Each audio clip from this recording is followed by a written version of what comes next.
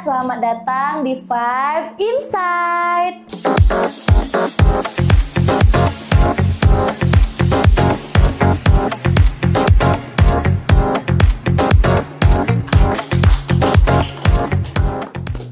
Nah, Assalamualaikum warahmatullahi wabarakatuh. Perkenalkan, nama saya Alda Anissa Putri selaku host kali ini. Nah, kali ini kita kedatangan nih alumni dari Universitas Muhammadiyah Riau, Fakultas Ekonomi dan Bisnis, jurusan akuntansi. Nah, biar kita lebih akrab nih Kak, biar teman-teman semua nih pada tahu, boleh nggak Kakak memperkenalkan diri dan Kakak ngejalanin usaha apa nih? Bisa nggak Kakak ceritakan sedikit aja, kok bisa sih usaha Kakak tuh sampai ke titik ini gitu. Baik, Assalamualaikum warahmatullahi wabarakatuh. Perkenalkan, nama saya Enggit Nur Fajri Agustin, biasa dipanggil Enggit. Saya alumni FEB UMRI jurusan akuntansi, baru lulus tahun kemarin 2024. Sebelumnya saya memiliki usaha bernama CC Shop, itu bergerak di bidang retail sama ada jadi merek sebuah skincare juga. Oh, keren ya Kak ya. Nah, apa sih Kak awal mula kok bisa sih Kakak tuh kepikiran nih buat bisnis ini gitu kan? Terus ada nggak sih Kak momen-momen tertentu yang bikin Kakak tuh bisa yakin buat buka usaha ini gitu? Oke, sebelumnya usaha CC Shop itu dari saya duduk di bangku SMK ya. Nah, waktu SMK itu karena waktu itu masih minim online shop, jadi saya mulai mencoba buat online shop, pasarkan ke teman-teman. Mulainya tuh waktu itu jualan masker Naturgo, lip tint Tony Moly. Terus waktu itu kan saya sekolahnya di SMK 1 itu mayoritas perempuan.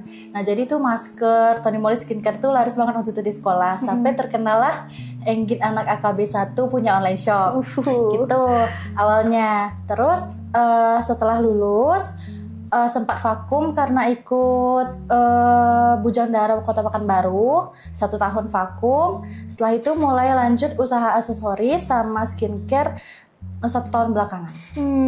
Gitu. Nah, selama Kakak nih di kuliah di Fakultas Ekonomi dan Bisnis tuh ada nggak sih Kak ilmu atau pengalaman yang benar-benar Kakak dapatin gitu kan? Atau malah justru lebih banyak turun langsung ke lapangan gitu Kak? Baik, sebelumnya karena jurusan saya itu akuntansi ya. Kalau ditanya banyak nggak dapat ilmu dari kampus, pasti banyak banget kita dapat ilmu ya. Selain ilmu pelajaran, pasti ada ilmu kehidupan juga. Kita kenal banyak orang, mental kita lebih terlatih di kampus. Tapi kalau di bidang usaha saya itu lebih banyak dari lapangan. Oke, baik Kak. Nah, waktu pertama kali nih Kakak buka usaha bisnis tuh ada nggak sih Kak tantangan terbesar yang Kakak hadapi sampai Kakak tuh harus putar otak buat ngejalanin usaha ini Kak? Waktu awal-awal bangun usaha ya, waktu itu tentu kita punya kerikil-kerikil lah ya di dalam usaha kita itu. Yang saya ingat banget waktu zaman SMK itu kan belum ada Gojek ya, belum ada Gojek, belum ada Shopee juga waktu itu belum ada. Kayaknya platform Shopee itu baru muncul. Jadi waktu itu kalau kita mau transaksi itu kita COD. COD di tengah. Jadi ingat banget waktu itu pulang sekolah capek-capek ya dari Kartama itu ujung ke SMK 1 dekat Dipo kan jauh. Tapi pulang sekolah harus nganter pesanan dulu satu-satu. Jadi ada satu pesanan yang udah COD-nya jauh di Harapan Raya, terus customer-nya nggak bisa dihubungin. Jadi kita waktu itu Kakak nunggu di jembatan Harapan Raya itu sampai 1,5 jam. Itu di motor plus sekolah itu karena pakai helm kan. Kakak tuh nangis tuh, diam-diam situ nangis karena cuma untung 5.000 ternyata segini banget perjuangannya untuk dapat 5.000 gitu. Sampai akhirnya alhamdulillahnya itu tuh kakaknya yang pesan barang itu bisa dihubungi dan akhirnya transaksi. Tapi itu nggak buat kakak nyerah.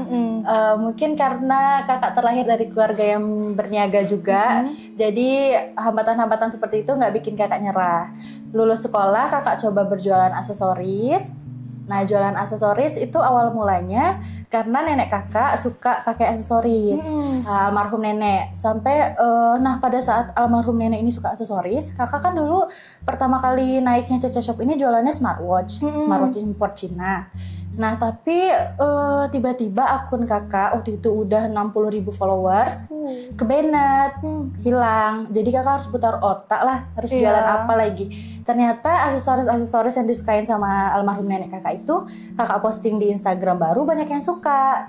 Nah akhirnya kakak coba jualan aksesoris. Waktu akun itu hilang, kakak baru aja pesan smartwatch 1000 pieces dari Cina. Sedangkan pasar kakak di Instagram itu kan. Terus kakak juga baru buka toko. Sedangkan pasar kakak di Instagram itu. Jadi mau ngasih tahu toko ini ada gimana. Tapi ternyata Allah ambil Instagram kakak itu untuk digantikan Instagram yang lebih baik ya. Jadinya Caca Shop sekarang terkenalnya jualan aksesoris karena Instagramnya baru. Terus Instagram lama itu nggak ada kan. Barunya tuh naiknya di aksesoris. Oke Kak. Nah ini nih pasti teman-teman kita nih udah banyak yang pengen tahu nih Kak masalah omset nih Kak. Nah kalau boleh tahu nih Kak, kami kan penasaran ya Kak ya, sama teman-teman yang nonton ini juga pasti penasaran. Kalau boleh tahu tuh udah berapa lama sih Kakak ngejalanin bisnis ini, terus berapa kira-kira omsetnya Kak yang Kakak dapatin selama Kakak ngejalanin bisnis ini? Oke, kalau dari awal bisnis itu kan dari 2015 ya kakak duduk di bangku SMK. Waktu itu ada yang order aja syukur ya. Waktu itu Instagram belum terlalu booming kayak gitu. Tapi kakak Caca Shop ini naiknya satu tahun belakangan ini. Jadi di 1 tahun belakangan ini rata-rata omset kita 10-20 juta per stand per hari. Wow, keren ya teman-teman, 10 juta dalam satu hari ya. Nah, di balik kakak dapat 10 juta itu, kita pasti rata-rata kita sandwich generation ya. Kita bekerja untuk bantu orang tua kita. Nah, tapi kakak dari dulu itu nggak pernah ngerasa keberatan sama keharusan kita membantu orang tua. Jadi awal mula jualan online shop ini juga tujuannya untuk bantu orang tua. Jadi kakak dari SMK itu orang tua kakak sama sekali udah nggak ngasih uang. Jadi bayar SPP juga sudah sendiri. Sampai duduk di bangku kuliah juga orang tua kakak nggak ngasih uang jajan lagi. Nah karena mama kakak selalu bilang kalau kita kasih 1, Allah akan kasih kita 7. Dari 7 yang Allah kasih itu akan tumbuh 100 dari setiap cabangnya. Itu kakak jadikan moto hidup kakak. Jadi pada saat itu kakak inget banget belum jualan aksesoris ya dari smartwatch. Kakak punya tabungan sebut aja misalnya 70 juta. Kakak di Pekanbaru ini belum punya rumah. Jadi dari awal merantau ke Pekanbaru itu nggak punya rumah. Kakak punya tabungan, kakak bilang sama mama, mama ayo kita bangun rumah. Jadi dari 70 juta itu apa aja yang jadi, entah itu pondasinya, pagarnya gitu. Tapi ternyata dari ikhlasnya kakak ngasih tabungan kakak ke mama kakak untuk bangun rumah, dalam 1 tahun rumah kakak jadi tanpa kami harus berhemat. Kakak tetap ajak keluarga kakak makan di mall, jajan, pokoknya sama sekali nggak hemat. Dan ajaibnya tabungan kakak bukannya habis, malah jadi 7 kali lipat. Wow. Jadi rumah selesai, tabungan nambah 7 kali lipat, orang tua senang kayak gitu. Itulah hikmahnya dari kita bersedekah. Jadi teman-teman utamain sedekah ya teman-teman, apalagi ke orang tua ya. Jangan pernah ngerasa keberatan kalau kita harus bantu orang tua. Tuh poin pentingnya ya. Nah, ada lagi nih Kak, strategi utama yang bikin bisnis kakak tuh bisa sampai di titik ini tuh apa sih Kak? Terus ada nggak prinsip atau mindset kakak yang bisa kakak kasih ke teman-teman kita yang nonton? Atau yang hadir di sini gitu Kak. Oke, baik, kalau prinsip kakak mungkin itu tadi ya, sedekah itu. Terus ke moto hidup kakak, perlakukanlah orang tua kita seperti raja, maka rezeki kita akan seperti rezeki para raja. Masya Allah. Nah itu terbukti dari kisah yang tadi kakak sebutkan ya. Jadi kakak dalam keseharian kakak nggak pernah mikir apapun itu untuk diri kakak. Selalu mungkin karena udah itu mental sandwich generation itu ya. Jadi pasti mikirnya itu untuk orang tua. Jadi waktu itu misalnya di saat kita pengen beli sesuatu, misalnya pengen beli mobil untuk orang tua ya. Kakak aja kayaknya kakak nggak punya mobil impian, tapi yang kakak pikirkan itu mobil impian mama kayak gitu. Jadi waktu itu kakak mau beli mobil, tapi ternyata di masa lampau orang tua kakak punya hutang. Jadi kakak Bismillah, yaudah kita, ya Allah, aku turunkan niatku untuk membeli mobil, aku bayarkan hutang kedua orang tuaku. Ternyata Allah ganti dari itu, Allah ganti kakak 3 mobil. Wih, Masya Allah. Jadi waktu itu mikir, ya Allah, mama suka Pajero, bapak suka Fortuner, saya suka CR-V. Allah kasih ketiga-tiganya di garasi mobil saya sekarang. Masya Allah. Dari teman-teman. bersedekah sama orang tua. Jadi kalau ditanya prinsip dalam usaha saya, mungkin itu ya, saya selalu menomorsatukan orang tua sama sedekah. Soalnya kalau ditanya soal bisnis, sering banget orang nanya sama kakak, gimana sih Caca Shop kok bisa sampai sekarang kayak gini? Kalau ditanya kakak tuh mentalnya sering down loh, bukan mental pengusaha. Ada yang komplain dikit, bad moodnya seharian. Ada yang nggak sesuai ini dikit, mikirnya sampai begadang kayak gitu. Jadi kayaknya memang kelancaran Caca Shop ini memang keajaiban dari kebaikan-kebaikan yang kita lakukan. Jadi jangan pernah ragu untuk berbuat kebaikan, jangan pernah ragu untuk mencoba. Selalu libatkan Allah dalam hidup kita. Gitu ya guys, motivasi dari Kak Engget ya. Utamainlah orang tua ya. Terus ada nih Kak, ini kan sekarang banyak nih Kak tren-tren, atau misalnya pasti kalau kita buka usaha tuh kan Kak pasti ada lah yang namanya tiru meniru ya Kak ya.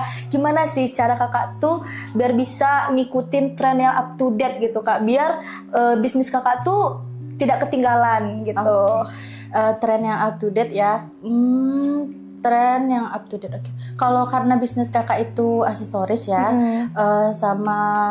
kalau mengikuti tren, ngomong-ngomong soal ngikutin tren, itu kakak awal mula punya skincare itu dari mengikuti tren. Jadi ada seorang orang dari Pekanbaru, dia punya brand skincare. Udah melejit, udah nasional lah. Sekarang mereka udah tinggal di ibu kota negara, Jakarta. Nah, kakak terinspirasi dari beliau untuk buat skincare. Jadi kakak cari-cari pabrik-pabrik skincare. Terus kakak bilang kakak mau formulasi ini. Ngurus Bepom, Haki. Jadilah produk skincare kakak. Nah, jadi Caca Shop ini nggak cuma usaha kecil-kecilan, tapi kita udah punya hak paten. Jadi kalau seandainya ada yang meniru, mungkin mereka nggak tahu ya kalau kita udah punya hak paten. Itu sebenarnya jika kita mau itu bisa dipidanakan. Iya, bisa. Tapi namanya dalam bisnis kan, selagi kita belum punya produk sendiri, belum punya buat sendiri, itu pasti bakal ada yang jualannya sama. Bahkan kita udah buat sendiri aja pasti ada orang yang niru, kayak gitu. Oke, nah Kak, pasti teman-teman semua yang nonton nih kepo nih Kak, produk apa sih yang Kakak jual, bisnis apa sih gitu, boleh dong di-spill sedikit ya Kak ya bisnisnya. Oke, baik, ini sedikit produk dari Caca Shop. Jadi Caca Shop itu punya ribuan produk ya, khususnya di aksesoris. Nah ini contoh aksesorisnya, ini ada gelang tangan. Nah, aksesoris ini terbuat dari stainless steel, jadi dia awet banget, dia nggak bakal luntur, anti karat juga. Nah, selanjutnya ini produk skincare yang tadi kakak sebutin. Ini ada si Beauty Premium Brightening Body Soap. Jadi kalau kita buat skincare itu, kita harus ngurus Bepom, terus udah harus ada hak cipta juga. Jadi terciptanya suatu produk itu nggak bisa instan. Kakak aja buatin ini kurang lebih 1,5 tahun baru sampai dengan launching. Oh, baru launching ya Pak? Iya, karena kita formulasi dulu, sampel, kita coba dulu, revisi lagi, sampailah jadi produk. Nih ya teman-teman, produk, sedikit produk dari Kak Engget ya, lucu gitu. Nanti kalau mau tahu IG atau Shopee Kak Engget bisa diletakin di sini ya teman-teman untuk kepo-kepoin gitu. Nah kita lanjut lagi ke topik ya Kak ya. Nah pernah nggak sih Kak selama Kakak buka usaha ini Kakak ngalamin kegagalan yang begitu besar gitu Kak? Gimana sih cara Kakak nanggepin kegagalan itu biar bisa Kakak tuh bangkit lagi gitu? Kalau kegagalan besar mungkin di usaha kakak hilangnya akun kakak ya, akun Caca Shop ini karena kekurangan dari kakak ya, kakak belajar dari kesalahan. Kalau kita nggak boleh fokus sama satu platform. Jadi waktu itu kan kakak fokusnya ke Instagram. Jadi Instagram itu diambil ya bener-bener kita buta mau ngapain lagi. Nah jadi kakak waktu itu kegagalan kakak mungkin hilangnya akun kakak. Yang pertama itu udah 60.000 followers, udah endorse sana sini, endorse Fadil Jaidi, Racha Fenya, Clarissa, Fuji, itu semuanya terkumpul di situ. Awal ambil akun kakak. Terus kita buat lagi, kita pantang menyerah, kita buat lagi. Ternyata kebanet lagi. Baru 3 bulan lalu, 4 bulan lalu kebanet lagi karena kita sebutin merek. Jadi nggak boleh ya Kak? Nggak boleh ya sebutin merek yang punya hak cipta, apalagi go internasional itu nggak boleh. Jadi paginya staff kakak upload pakai merek, sorenya kebanet. Waduh. Nah kalau udah kebanet karena pelanggaran hak cipta, even itu nggak disengaja, itu kita mau bayar berapapun, sewa IT hacker apapun nggak bakal bisa. Nggak bakalan balik ya Kak ya? Karena akun kita dideteksi ini berbahaya sama pihak Instagram pusat. Oh iya. Jadi kegagalan kakak mungkin pada saat itu ya kehilangan akun Instagram. Nah, pasti Kak selama kakak berbisnis nih kan Kak, pasti kakak tuh nyari koneksi sana sini gitu, nyari kayak apa supplier yang bisa membantu mempromosikan produk kakak. Nah itu gimana sih caranya biar buat orang tuh percaya gitu Kak dengan produk kakak gitu? Kalau biar orang percaya, koneksinya gitu Kak. Berarti koneksi ke pelanggan ya? Bisa juga atau koneksi lebih ke ini Kak. Misalnya kakak tuh ada apa sih namanya? Itu apa? Iya, cari supplier tuh kayak gini Kak. Kayak kakak tuh minta bantukan promosiin, tapi kayak awal-awal produk gitu Kak. Kan kita nggak mungkin Kak langsung mempromosikan ke selebgram gitu. Maksudnya kayak supplier kakak jualin ke teman dulu atau gimana gitu. Enggak dong. Kalau di real life-nya itu supplier nggak menjual. Jadi bukan tugas supplier mempromosikan produk kita, ya tugas kita. Jadi gimana kita memilih produk, mencari supplier yang bagus kualitas produknya, sehingga kita saat kita mempromosikan produk kita ke selebgram, endorse gitu, produk kita bagus, mereka suka, mereka beneran pakai gitu. Jadi kalau membangun koneksi, relasi kalau ke supplier itu mungkin kita cari tahu supplier ini produknya gimana. Terus kalau biar kita hubungan kita jangka panjang, jangan nego kalau sama supplier ya. Terus kalau Caca Shop kan sekarang usahanya di mall-mall ya. Mungkin relasinya kita harus deket sama pihak manajemen mall. Sama kita harus memperbaiki diri kalau kita ini bukan sekedar online shop, tapi kita udah harus nge-branding produk kita. Karena pihak mall itu nggak sembarangan nerima produk. Ada beberapa mall yang selektif. Mungkin kalau di Pekanbaru masih tidak terlalu selektif ya. Tapi kalau kita masuk ke Medan, itu bahkan kita udah nggak boleh lagi ada plastik. Kita udah go green, harus paper bag. Terus produknya udah ini punya platformnya tuh yang rapi. Misalnya Shopee-nya rapi, Instagram-nya rapi gitu. Oke Kak. Nah kakak ada nggak sih, ini kan buat kayak Alda nih mahasiswa, dan mau tahu teman-teman yang nonton nih juga mahasiswa atau fresh graduates gitu ya Kak ya. Ada nggak sih Kak saran dari kakak tuh gimana caranya memulai bisnis? Kadang kan kalau mahasiswa nih Kak susah gitu memulai bisnis, baru sebulan udah nggak ada yang beli, berhenti gitu, kayak cuma di ujung coming soon ya gitu Kak. Seperti yang kakak tahu, ada nggak gitu saran kakak gitu? Saran kakak sebelum kita berani memulai bisnis, karena kita memulai bisnis ini kalau bisa kita jangan main-main ya. Seperti ibaratan kalau kita kasih setengah itu bukan satu, nggak bisa dibilang kasih. Kalau kita mau kasih satu ya satu. Jadi jangan setengah-setengah. Jadi bisa mungkin teman-teman atau adik-adik bisa mulai dari nerapkan law of attraction. LOA, karena kakak sendiri nerapkan LOA.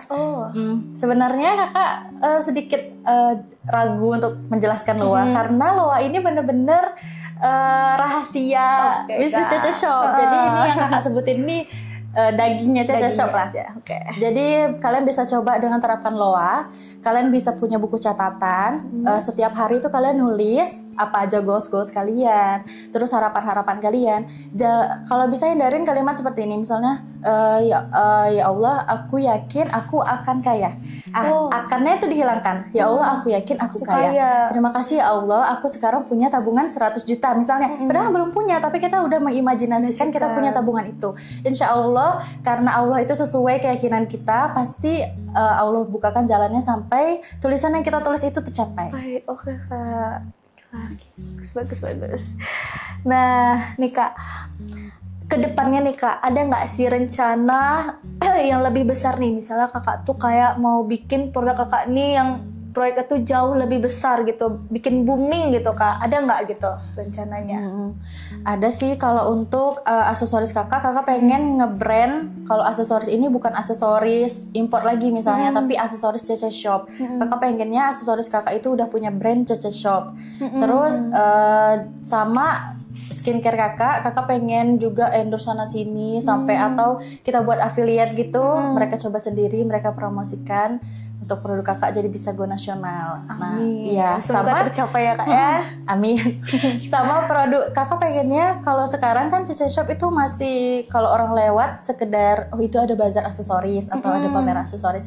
Kakak pengennya ke depannya Cece Shop itu udah orang sekali lihat aja orang udah itu Cece Shop gitu. Jadi iya. bukan orang mikir oh ada bazar aksesoris. Jadi orang mikirnya oh ada Cece Shop di sini gitu. Oke. Nah, jadi itu aja nih teman-teman, itu aja nih Kak yang bisa Alda tanyakan nih. Itu membantu banget, termotivasi lah sama Alda yang juga pengen buka usaha nih Kak. Mana tahu teman-teman yang nonton juga semoga termotivasi dari apa yang Kak Enggit ceritakan ya. Kesimpulannya itu teman-teman, kalau ingin membuka usaha jangan setengah-setengah ya. Kalau bisa tuh memang ya udah ikutin alurnya, tetap berdoa, berusaha juga. Pokoknya tuh kalau berdoa tuh jangan setengah-setengah, jangan neko-neko gitu. Memang benar-benar berdoa, minta sama Tuhan buat dibantukan segala urusannya seperti yang Kak Enggit bilang tadi ya. Iya, bahkan teman-teman kalau dalam berdoa itu kadang kan kita waktu berdoa kita suka lupa tadi mau minta apa ya gitu kan. Kalau perlu kalian catat semua keinginan kalian dalam buku. Waktu berdoa kalian baca aja buku. Kalian baca aja catatan kalian. Pokoknya mintalah apa aja sama Allah.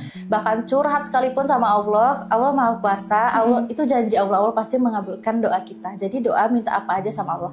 Bahkan pada zaman Rasulullah, istri Rasulullah kehabisan garam aja ngadunya sama Allah.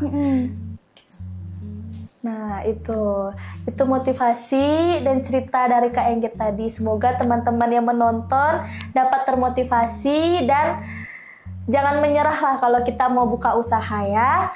Sekian podcast kali ini, lebih dan kurang mohon dimaafkan. Assalamualaikum warahmatullahi wabarakatuh.